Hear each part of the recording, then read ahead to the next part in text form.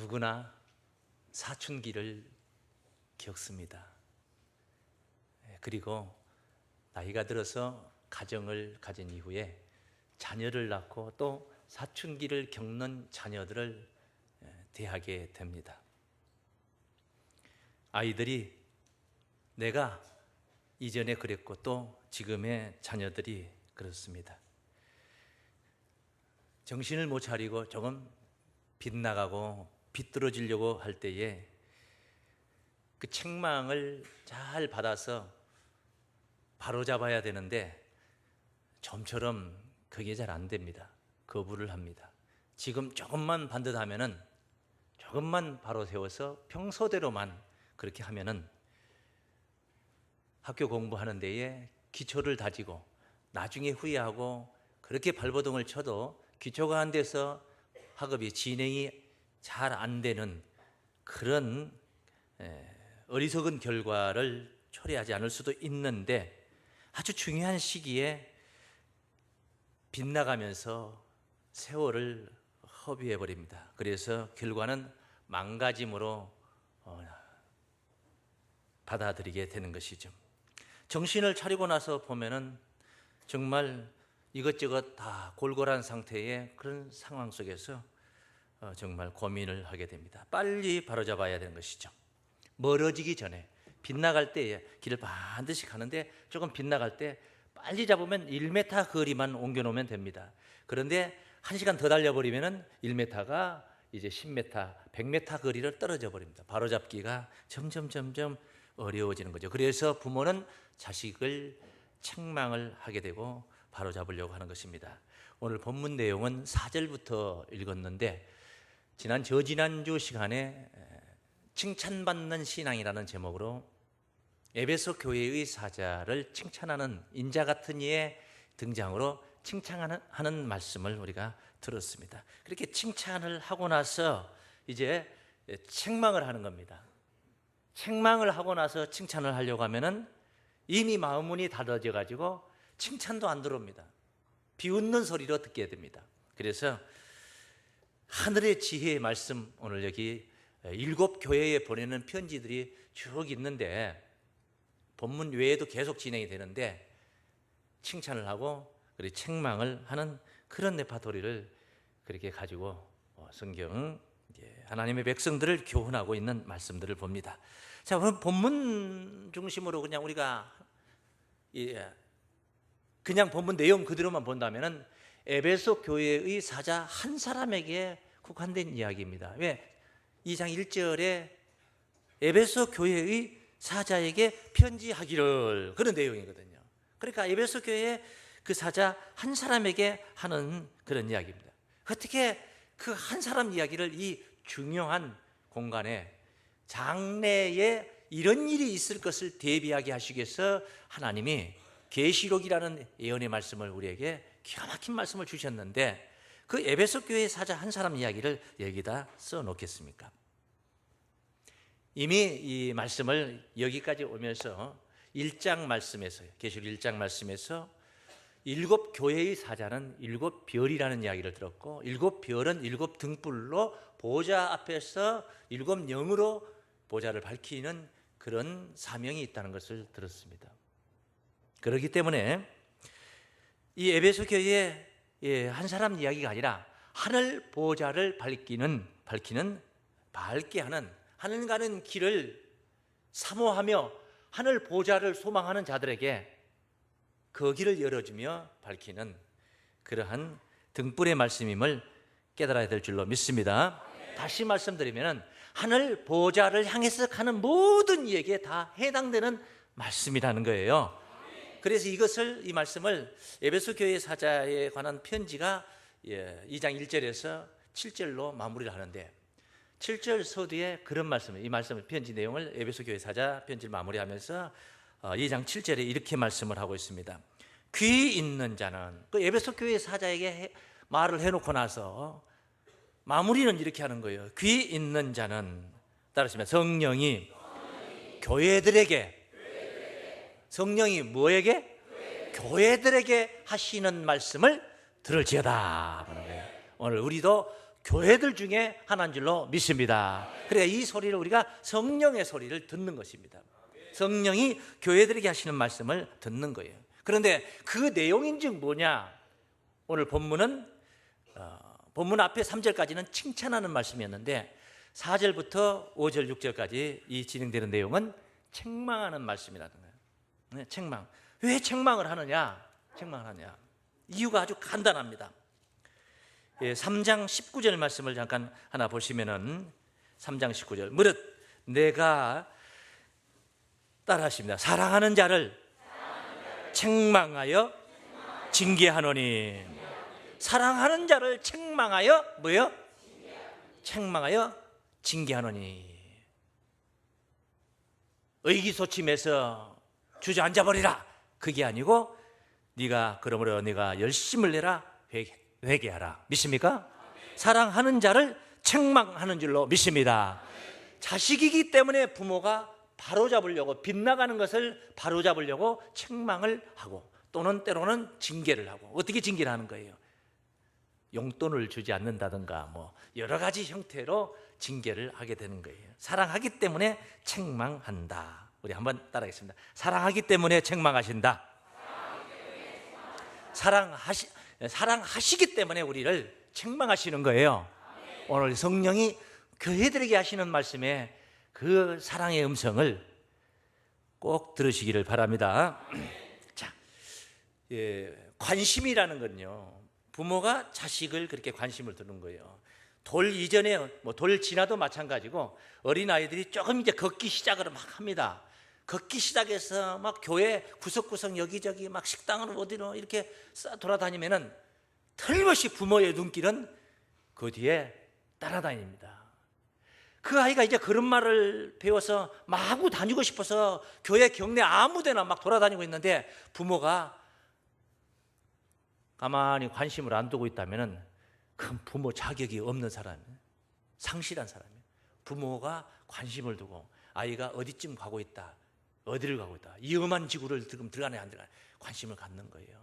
그건 내 자식이기 때문에, 사랑하기 때문에. 그런데 다 관심을 갖습니까? 그러질 않습니다. 길 지나가는 사람이 관심을 갖습니까? 갖지 않습니다. 부부지간도 말입니다.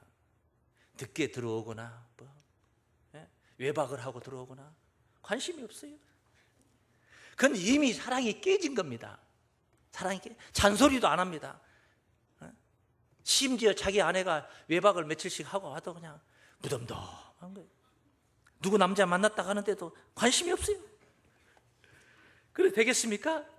이미 사랑이 깨진 것입니다. 사랑하기 때문에 관심을 갖는 것이고 문제가 있을 때는 책망을 하게 되고 징계가 있게 되는 거예요. 하나님이 우리를 바로 이와 같이 다스리고 계신 줄로 믿습니다. 육신의 부모도 그렇게 하지만은 영의 아버지 하나님께서도 그렇게 하신다는 거예요. 어쩌면 하나님이 더 하시죠, 우리를. 육신의 부모는 보이지 않아서 알지 못하면 무슨 짓을 하고 있는지 몰라서도 가만히 두지만은 공부하고 왔습니다. 실제는 오락실에서 놀다 왔어요. 그 책망할 것이 없어요. 왜요? 공부하고 왔다고 하니까.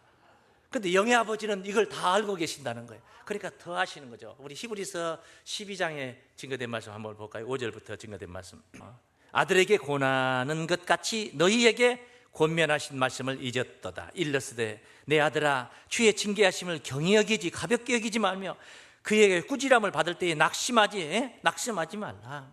꾸지람, 하나님이 나를 징계 좀 하고 좀 어떻게 흐트러진 그런 현실을 우리가 맞이한다 할지라도 낙심하지 마. 주께서 그 사랑하시는 자를 징계하시고 그 받으시는 아들마다 나를 아들로 인정하기 때문에 받으시는 이들마다 채찍질 하심이라 하였으니.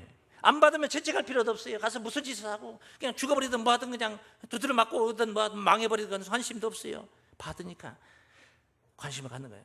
너희가 참으면 징계를 받기 위함이라 하나님이 아들과 같이 너희를 대우하시나니 어찌 아비가 징계하지 않는 아들이 있으리요. 징계는 다 받는 것이 오늘 너희에게 없으면 사생자여 참 아들이 아니니라. 내가 못된 짓을 하고 있는데도 하나님이 나를 아무런 책망도 징계도 없어요. 오히려 더 잘 돼. 술술 잘 풀려. 그 사생자예요. 사생자. 하나님의 자녀가 아니라는 거예요. 육신의 자녀는 몰라서, 부모는 몰라서도 못하지만 하나님 다 아실 텐데 말이에요.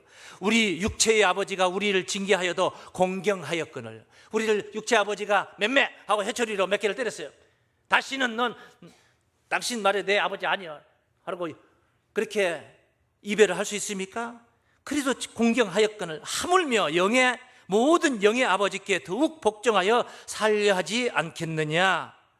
저희는 잠시 자기의 뜻대로 우리를 징계하였고, 육신의 아버지는 자기의 뜻대로 홧김에 할 수도 있고, 밖에서 무슨 일이 안 되니까 와가지고 자식한테 화풀이 할 수도 있는 것이고, 그렇게 할 수 있지만은 오직 하나님은 우리의 유익을 위하여 믿습니까?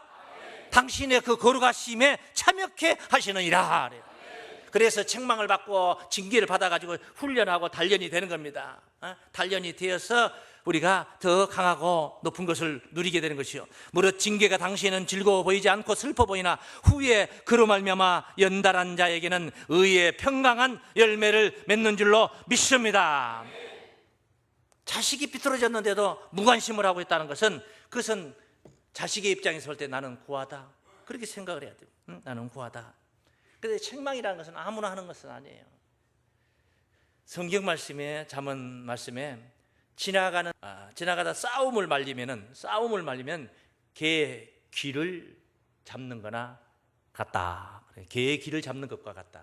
여러분 지나가다 개 귀때기 한번 잡아봐요. 모르는 개를. 가만히 있습니까? 앙 하고 물어버리지. 그렇게 아무나 책망을 할 수가 없는 거예요.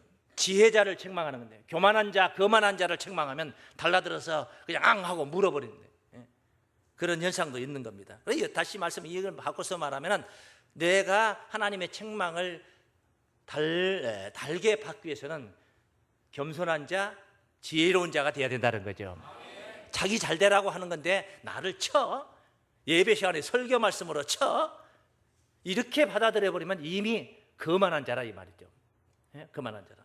그래서 더 얘기할 것이 없는 거예요. 잠언서 9장 7절 말씀입니다. 거만한 자를 징계하는 자는 도리어 능욕을 받고, 악인을 책망하는 자는 도리어 흠을 잡히느니라. 거만한 자를 책망하지 말라. 그가 너를 미워할까 두려우니라. 지혜 있는 자를 책망하라. 그가 너를 사랑하리라. 다 지혜가 되시기 바랍니다. 다 지혜자 되시기 바랍니다. 하나님 앞에 참으로 겸손한 자, 책망을 달게 받는 여러분들 되시기를 바랍니다. 유명한 말씀이 있어요. 전도서 7장 5절에 지혜자의 책망 소리를 듣는 것이 우매자의 노래를 듣는 것보다 낫다고 그랬어요. 우매자의 노래 소리는 듣기가 좋은 소리고, 책망 소리는 거치는 소리요, 가시 소리예요. 가시 해초리 같은 그런 소리예요. 오죽했으면 그렇게 했겠습니까? 오늘 본문 말씀에는 네가 처음 사랑을 버렸다, 4절 말씀에 증거되고 있죠. 그러나 너를 책망할 것이 있나니 너의 처음 사랑을 버렸느니라. 첫사랑을 버렸다는 것입니다. 첫사랑이라는 것은요, 지키기도 쉽지만은 또 잃기도 쉽습니다. 왜 그런 줄 아세요? 그래서 첫사랑의 추억들이 사람들은 많이 있습니다. 첫사랑 정말 좋습니다. 첫사랑. 왜 그러냐? 인간이기 때문에 그래요. 우리가 인간이기 때문에 사람마다 다 호기심이 있어요. 호기심이 있어요. 그냥 한 사람을 만나서 그 사람만 이렇게 살다 보면 더 예쁜 사람도 있고 더 잘나 보이는 사람도 있고 막 그렇게 되는 거예요. 그리고 이 사람보다도 다른 사람이 내게 더 잘 대해주고 나를 더 호감 있는 사람으로 가까이 다가오고 뭐 그런 경우들이 또 많이 있어요. 그러다 보니까 흐트러지기. 그래서 사람의 마음이 또 뭐냐면 변덕이 죽글듯이 하는 거예요. 인간의 마음이 변덕스럽다는 거예요. 그래서 이것을 잘 지킨다는 것 결코 쉬운 것은 아닙니다. 쉽지만 않습니다. 그래서 지킨다면 아름다운 것이죠. 아름다운 것이죠. 그래서 오늘 본문은 책망할 것이 있는데 네가 처음 사랑을 버렸다. 어떤 사랑이었는지, 하나님에 대해서 열심히 했던 마음, 순수했던 마음이든지 충성을 다했던 마음, 여러 가지 형태로 사람들이 그 처음 사랑의 신앙을 지키지 못해서 흐트러지는 경우들이 있습니다. 우리 한번 이 교훈을 우리가 받아들여서 다소곳이 받아. 여기는 버렸느니라 했는데 우리는 아직 버리지 않은 상태. 그냥 지키기만 하면 좋은 상태. 할렐루야. 우리 한번 따라하겠습니다. 처음 사랑을 지키자. 지금 오늘 이 현실을 주의 나라 이루어지는 그날까지 꼭 여러분의 신앙을 지키시기 바랍니다. 신앙이, 믿음이 활성화가 되었다. 믿음이 활기차고 활성화되었다. 그것은, 믿음이라는 것은 순수함에서부터 시작이 되는 거예요. 간교함에서 믿음이 시작되질 않아요. 간교한 생각, 뭐 이런 생각 가지고는 믿음이라는 것이 싹이 틀 수가 없어요. 안 믿어지는 거. 현실 앞에 있는 것도 잘 안 믿는데, 저 2000년 전에 과거에 옛날에 예수라는 사람이 있었는데 우리 죄를 위해서 십자가를 졌는데 그것이 내 죄를 위해서 나 대신 죽은 것이다. 내가 멀쩡한데 내 대신 죽었다는 것이고, 내 죄가 있어서 내 죄를 짊어지고 죽었다. 이런 것들이요, 이 순수함이 없이는 받아들여지지 않는 거예요. 근데 받아들여서 신앙을 하는 겁니다. 순수했다는 겁니다. 그런데 이것이 지켜지지 않았다는 것은 뭐냐 하면은 이거 순수함을 잃었다는 것이죠. 사람이 순수함을 잃었다는 거예요.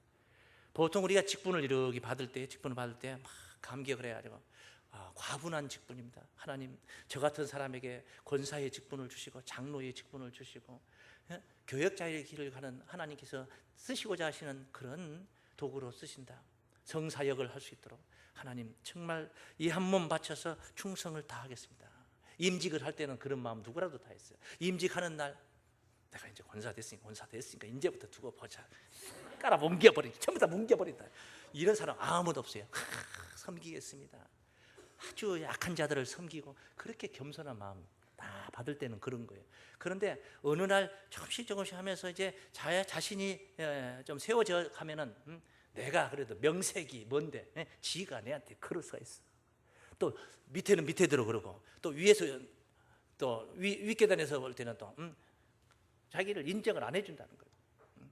사실 직분자들은 인정을 받는 건, 성도들에게 인정받는 것은 자기 하기 나름이거든요. 그러잖아요. 다 자기 하기 나름인 거예요? 아니면 위에서 그냥 막 세워줘야 되는 거예요? 맨날 목사가 돌아다니면서 우리 장로님, 우리 권사님이십니다. 여러분들 잘해야 됩니다. 잘해드려야 됩니다. 존경해야 됩니다. 제가 그렇게 존경이라고 가르쳐야 되는 거예요? 아니면 스스로 존경받을 신앙으로 나타나야 되는 거예요? 존경받을 신앙으로 나타나야 되겠죠. 그래서 존경을 받는 거예요. 잘하니까. 겸손하게 잘하고 작은 자를 섬기고, 그렇게 그리스도의 그런 지체가 되어서 섬기면 자동으로 존경을 하게 되는 거예요. 그런데 사람이 변한다는 거예요. 첫사랑, 처음 사랑을 변한다는 거예요. 처음 사랑. 변한다. 변하면 안 되는 것인데. 우리가 교회적으로 본다면은, 교계를 우리가 볼 때, 개인적으로도 그렇고 교회적으로, 교계적으로 우리가 봐. 옛날에 교회가 이렇게 부흥되기 전에는 교계가 열악했어요. 믿는 자는 적고 안 믿는 사람들이 더 많으니까 핍박이 있고 말입니다. 뭐 구한말 시대에 우리가 천주교가 들어왔을 때는 얼마나 핍박을 해서 순교도 많이 당했습니까? 그러니까 그런 믿음의 밭이라는 게 마치 광야와 같았어. 광야에서 농사짓기 어렵잖아요. 비도 안 오고 깡말랐고, 그래서 설령 뭐 비가 한번 와도 그냥 원체 말라 있으니까 금세 다 수분이 증발해버려요. 떼약볕에서 말입니다. 광야와 같은. 그래도 그런 데서 없이 사는 데서 인심이 살아있듯이, 너무 풍요로워지니까, 지금 풍요로우니까 이웃도 모르고 사는 거 아닙니까? 옛날에는 무슨 뭐 팥죽을 한 그릇 끓여도 담 넘어요.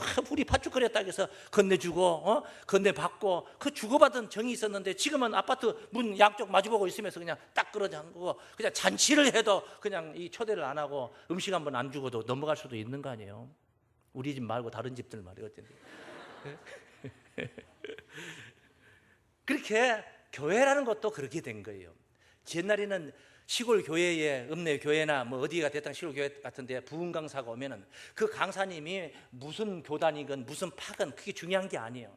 은혜를 받고 많은 사람들이 그 강사님 가실 때, 고구마를 요즘 같으면 고구마, 뭐 단감을 싸서 해서 그냥 가져가는데 다 들고 가지도 못해서 곁에 있는 사찰 집사님이 읍내까지 들어다가 다 갖다 이렇게 해서 차 타고 가시도록 모셔다 드리고 다 그랬던 거예요. 그러면 동네방네 다 믿는 신자들은 교파를 초월해서, 교회를 초월해서 다 와서 같이 은혜 받았던 거예요.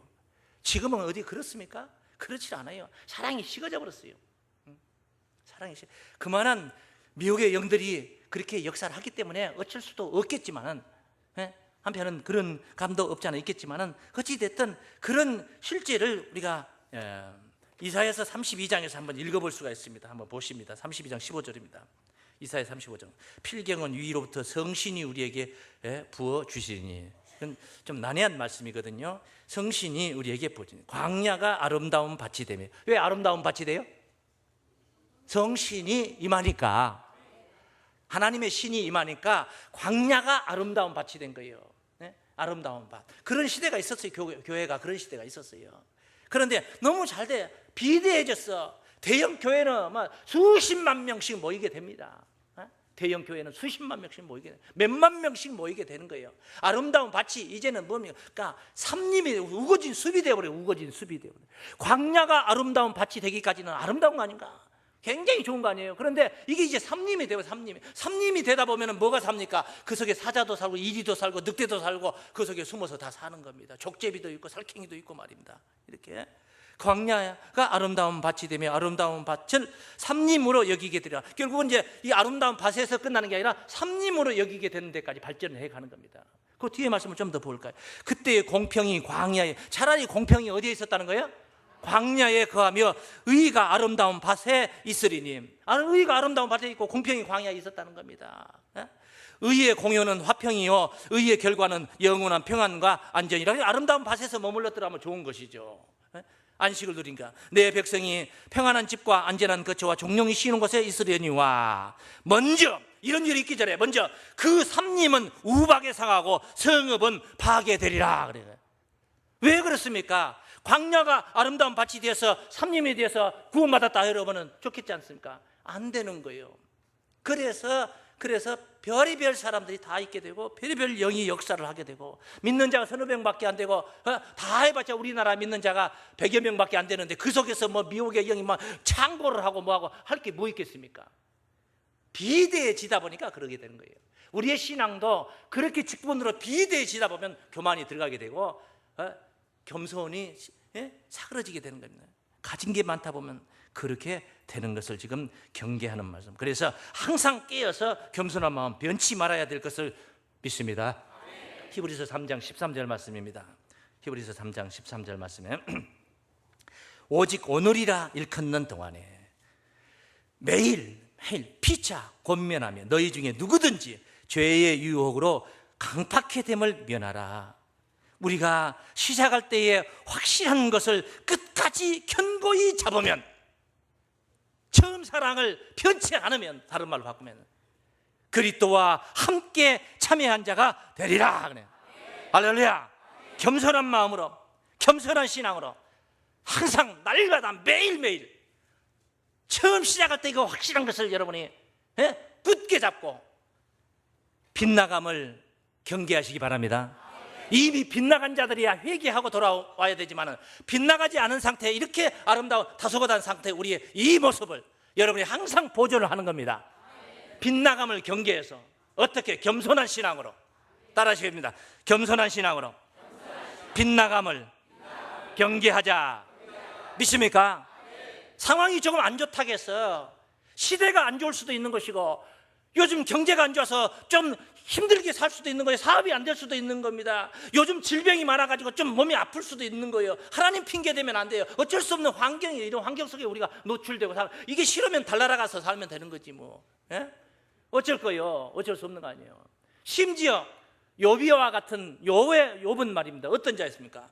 동방에 아주 순전한 신앙으로 하나님을 경외했던 그 욥 아닙니까? 그런데 사단이 와서 하나님을 격동케 해가지고 욥이 바로 시험의 대상이 되었습니다. 죄가 있어서가 아니라 욥이 시험의 대상이 된 거예요. 사단이 하나님을 격동케 해가지고, 그래서 하나님이 사단을 통해서 욥을 치게 됩니다. 욥이 어떤 자였는데 엄청난 거부에다가 그 신앙 자체가 순전하고 의로웠던 신앙이었어요. 7 아들과 3 딸이 있었는데 양이 7천이요, 뭐 약대가 500결이, 소가 500결이, 엄청난 그런 그 거부였습니다. 종들도 많았고. 그런데 하루아침에 이것들이 제거가 됩니다. 하나님과 사단의 그 사이에서 욥이 까닭없이 그렇게 당하게 되는 거예요. 그래서 완전 쫄딱 망합니다.